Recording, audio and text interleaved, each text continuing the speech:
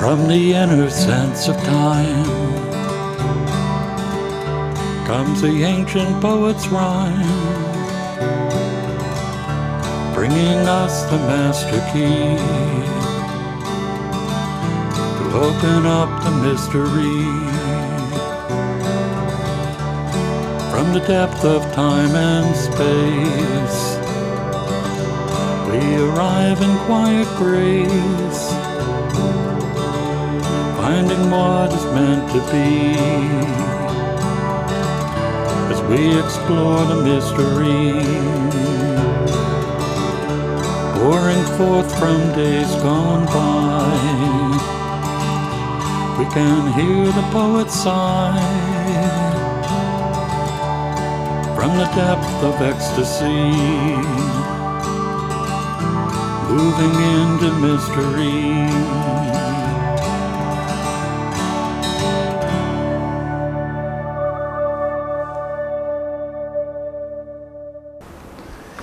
Hello and welcome again to Creative Connections. I'm Gary Blanchard, and today my guest is Michelle Pescetta, who is a visual artist and a very talented artist. Thank you. My wife and I were at the Indian Orchard Mills this past weekend for the open house and saw your work and was just really impressed. Thank you so much. Thanks So for how having did me. you get into doing artwork?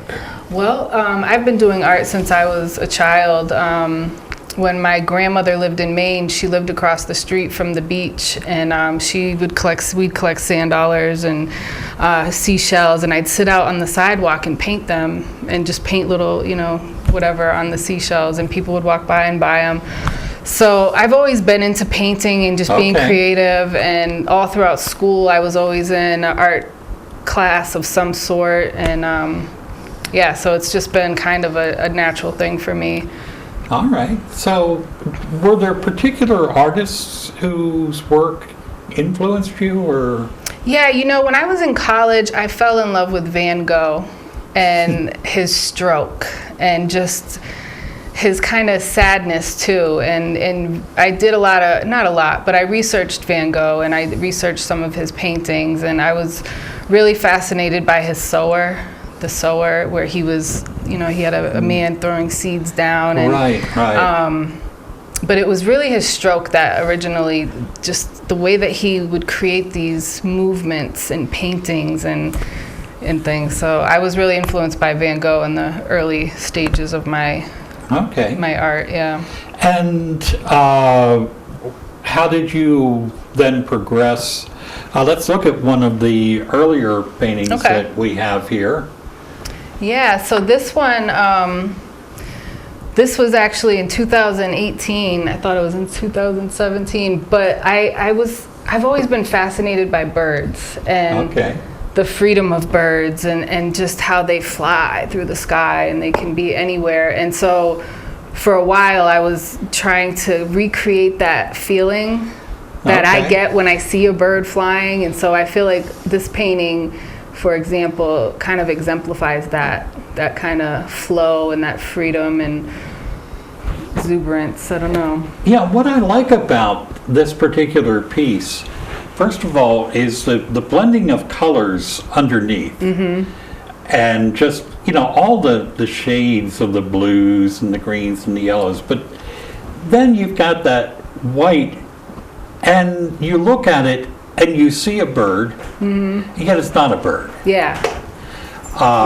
And for something that's a little more abstract, it's abstract yet almost, I think anybody would probably see a bird in that. Absolutely, yeah. With the background, a lot of paintings, I will just start with color and just kind of throw it down however I'm feeling, just throw down some color and kind of step back and look and see what I can see from that. Mm-hmm. And then the white was just to really pop. And it does. Yeah. It does. And you certainly get that feeling of feathers, and you get that feeling of movement. Yeah. This was one of those pieces that really caught my eye. So, what were your steps from Van Gogh to here?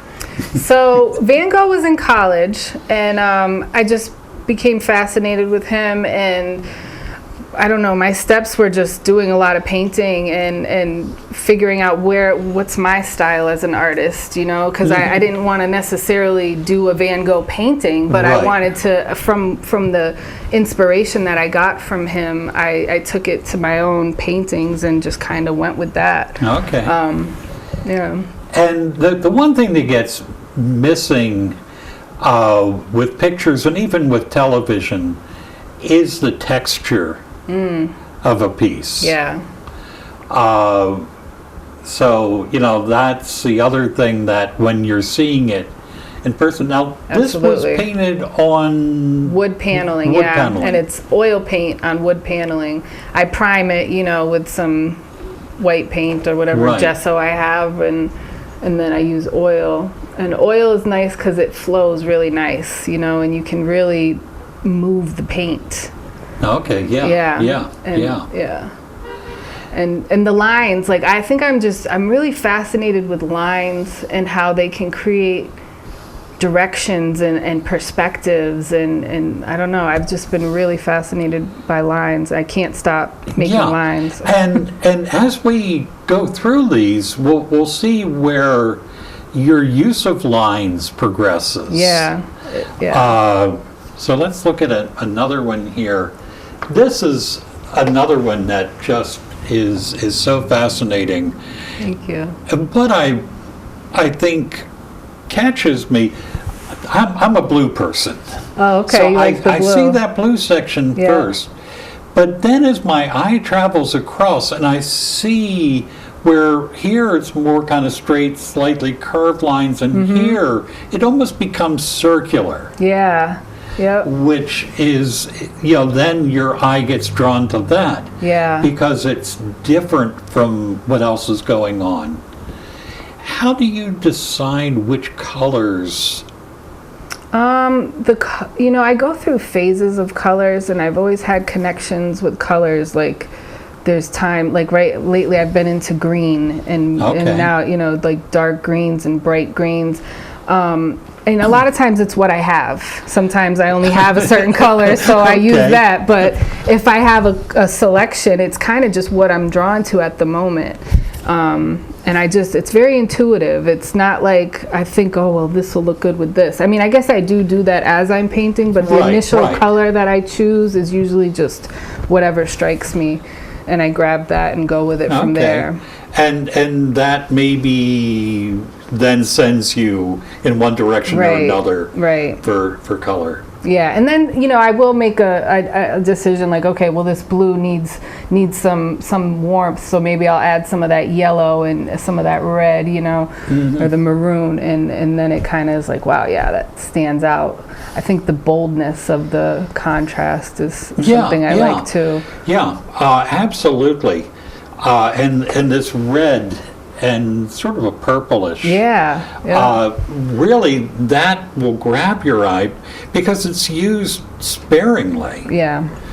But it just really gives it something that, you know, you can sort of go onto. So a question I asked you at the gallery, how do you say this is finished?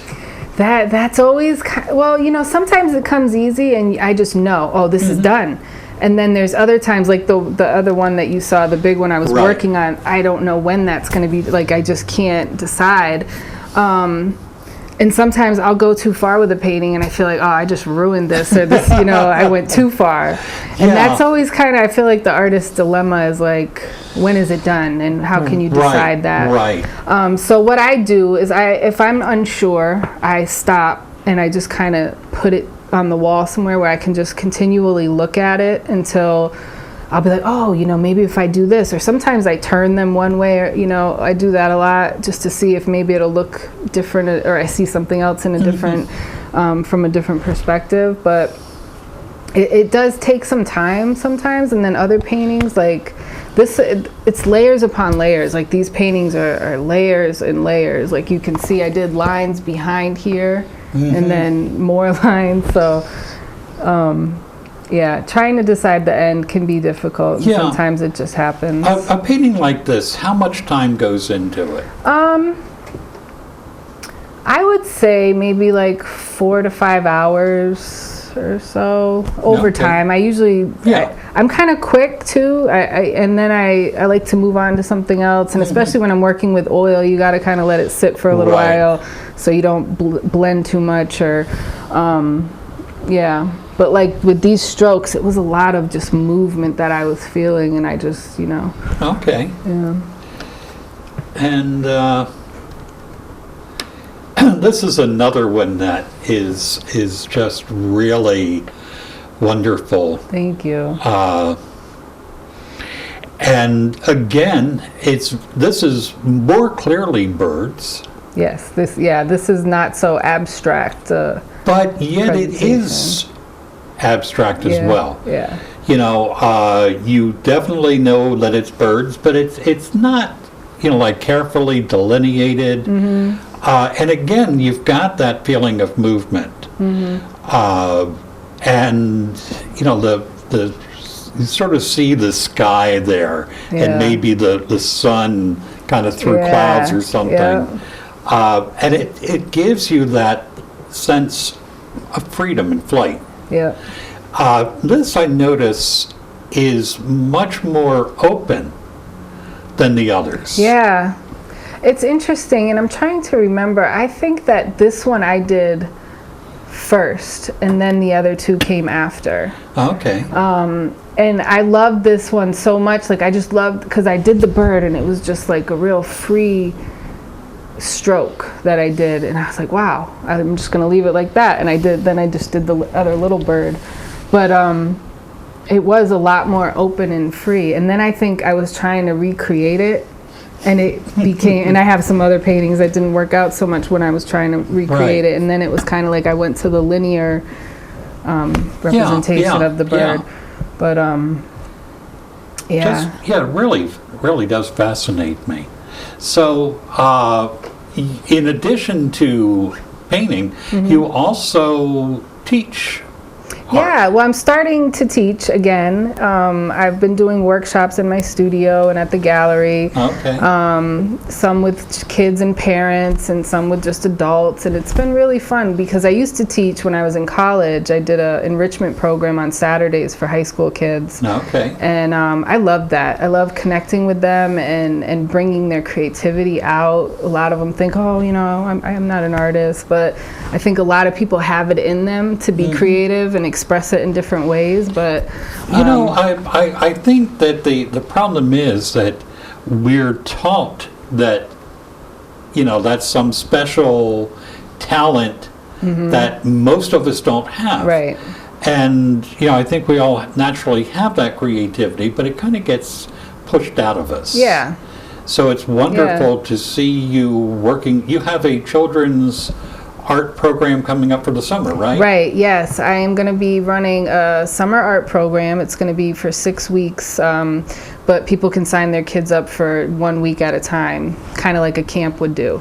And my focus is to inspire these kids and to bring some creativity out of them, to get their inner artists to come out, because I feel like a lot of kids are naturally artists, you know, and they haven't lost that artist, that like adults kind of lose that creativity. Right, sure.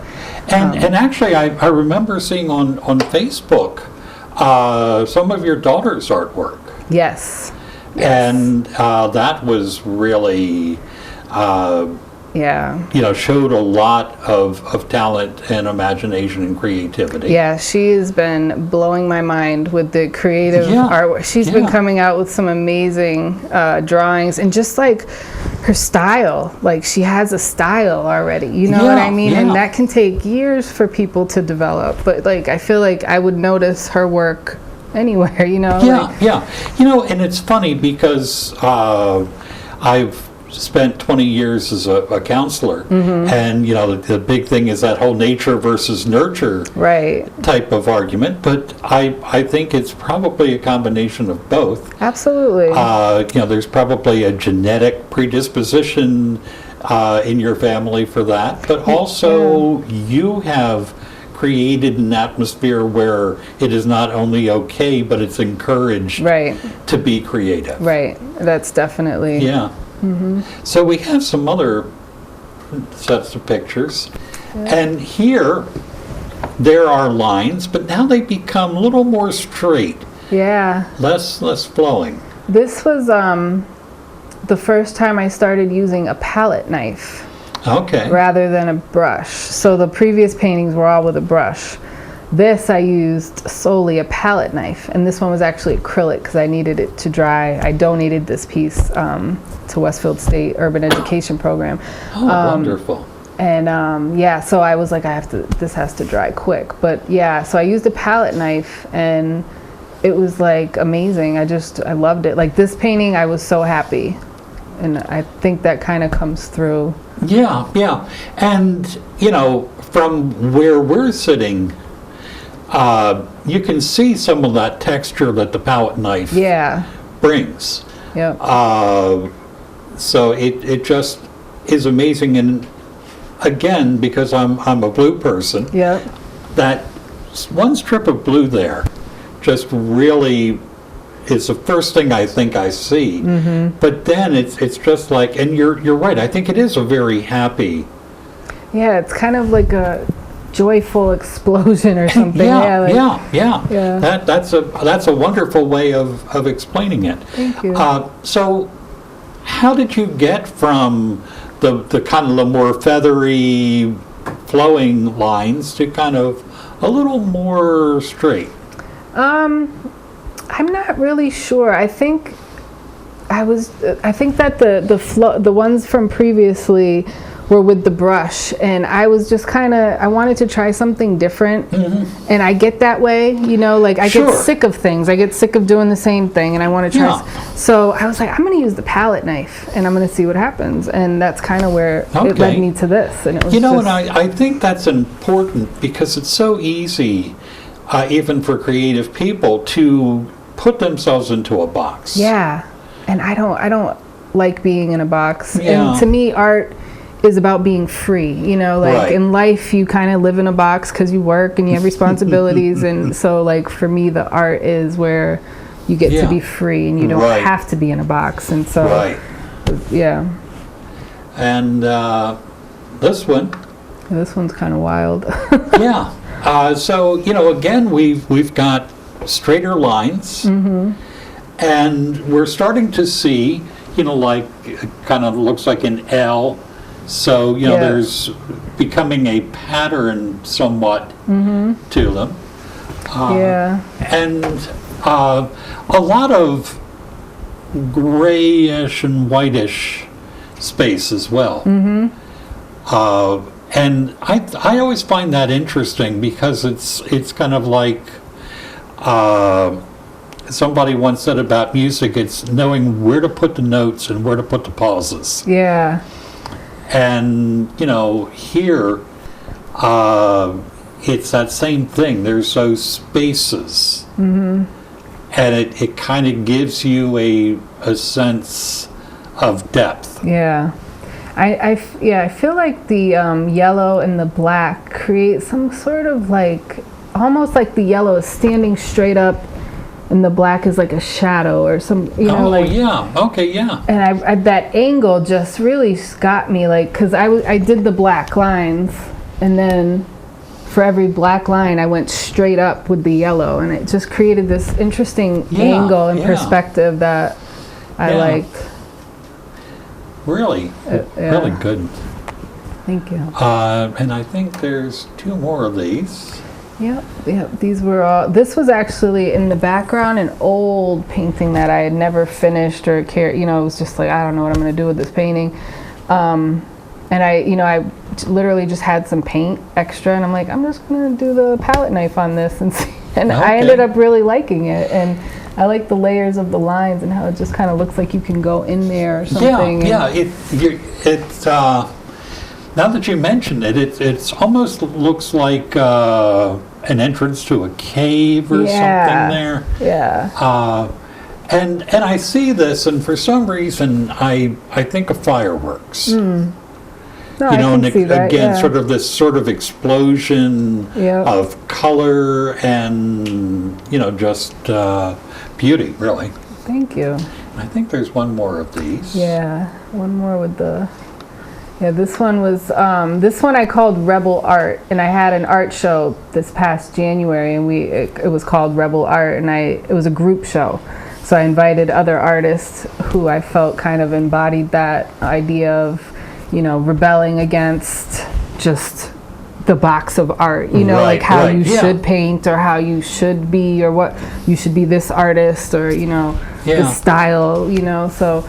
And this one was it was fun. It was bright and vibrant, kind of dynamic, and just a lot of different directions. And, I feel like life is always pulling you in a lot of different directions. It kind of comes out in my art, I feel like. Yeah. Working at the Indian Orchard Mill,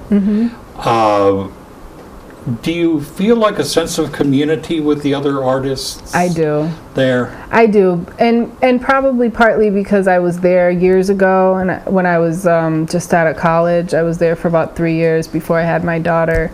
And so the same people, I've been there for so long, and returning this past year and last year, there's a great sense of community there, and people are always there to support you and very kind. And and I think it's important because art sometimes tends to be so solitary. Yeah. And I think it's great to know that you're not alone in being creative. And I think people tend to think competitively. Yeah.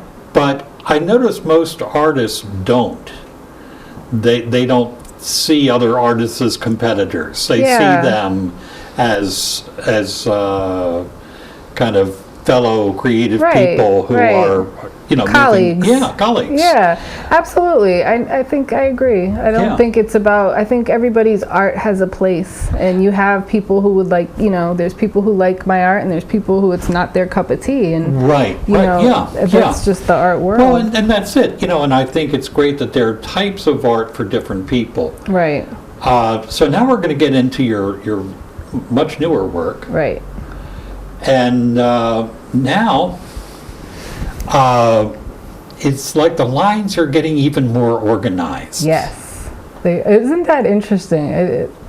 I haven't really figured out why that is so, but I do find it very interesting that I'm wanting them to be more defined and exact. And and I find it fascinating that you don't have necessarily an explanation or reason for it. Yeah. But it's just what you feel kind of drawn and compelled to do. It's my intuitive place to it's just what I do intuitively, when I go to paint, I don't have a plan.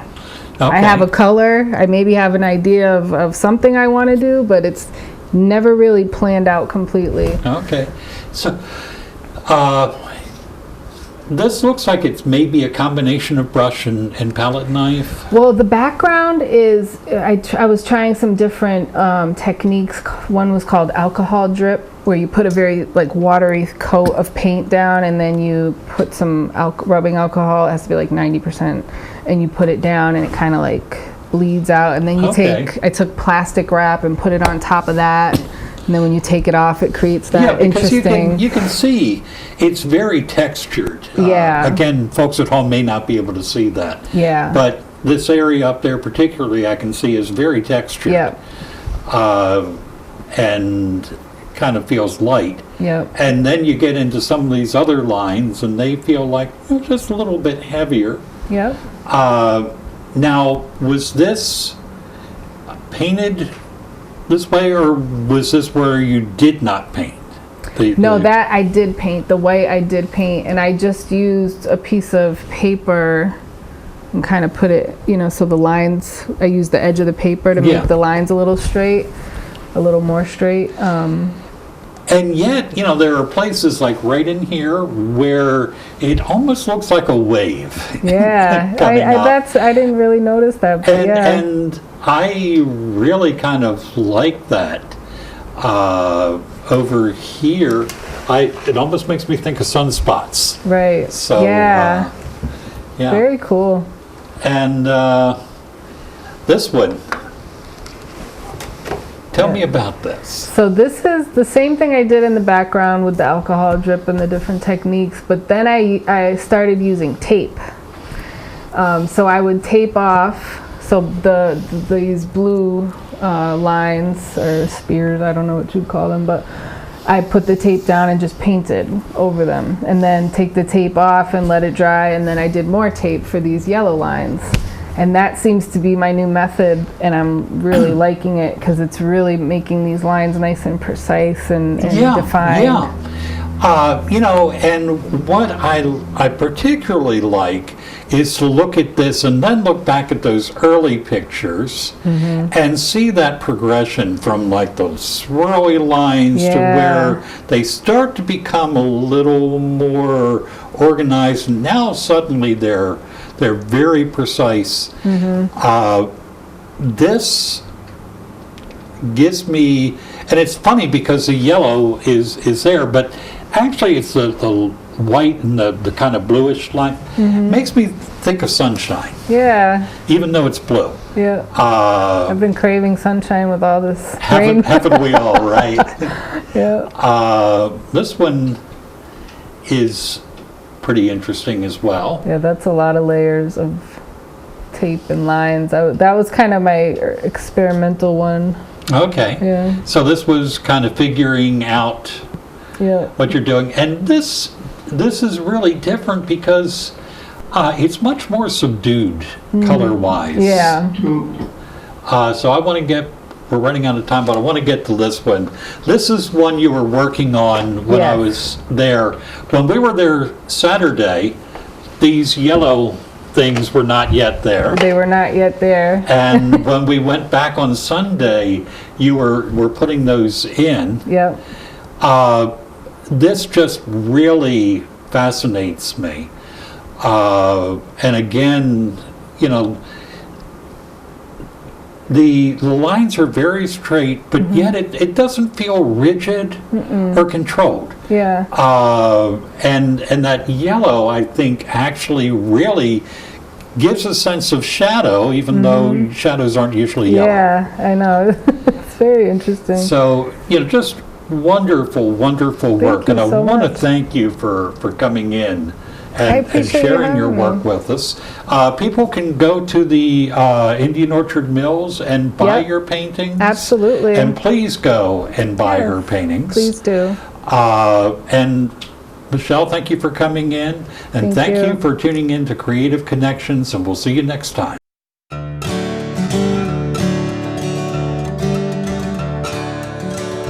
From the inner sense of time comes the ancient poet's rhyme, bringing us the master key